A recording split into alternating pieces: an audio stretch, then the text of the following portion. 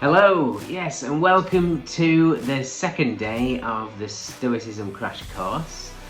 Right, today we're going to concentrate on Epictetus, okay? So if you remember, he was the slave that turned into a Stoic philosopher and a teacher.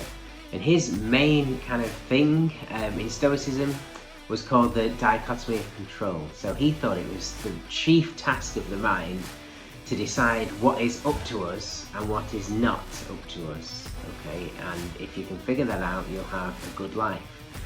Okay, so things that are not up to us are things like the sun rising, anything in the past is been and gone and will never change.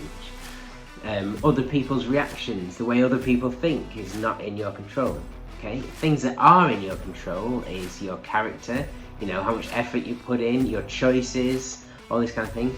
I like to think of it as a trichotomy of control, so in kind of three sections. So there's things that you can control, which is basically your own mind, as a general rule.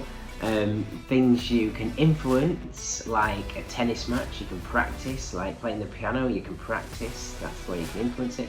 And things totally out of our control, like the sun rising and setting.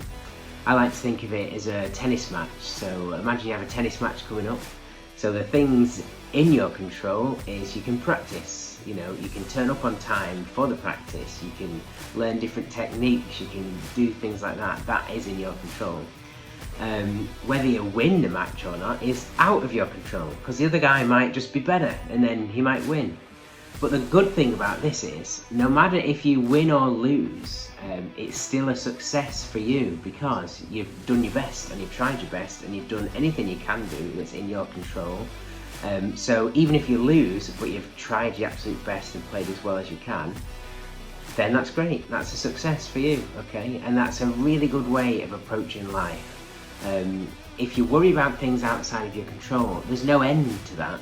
The Stoics say you should live in accordance with nature, and things that are outside of your control is not natural for you to control, and it would just never end. If you started worrying about things out of your control, where does that stop?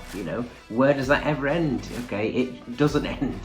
So you can only worry about things that are in your control. Okay, so today what I want you to do is make a note again, get a piece of paper, get a pen, or make mental notes, and go through your day and your situation and just make a note of what is in your control and what isn't. So write down an event that happens, write down a situation that you're in, write down something that happens in the day, and then decide, do you actually have control over that? Or decide, do you have control over it and can you influence it?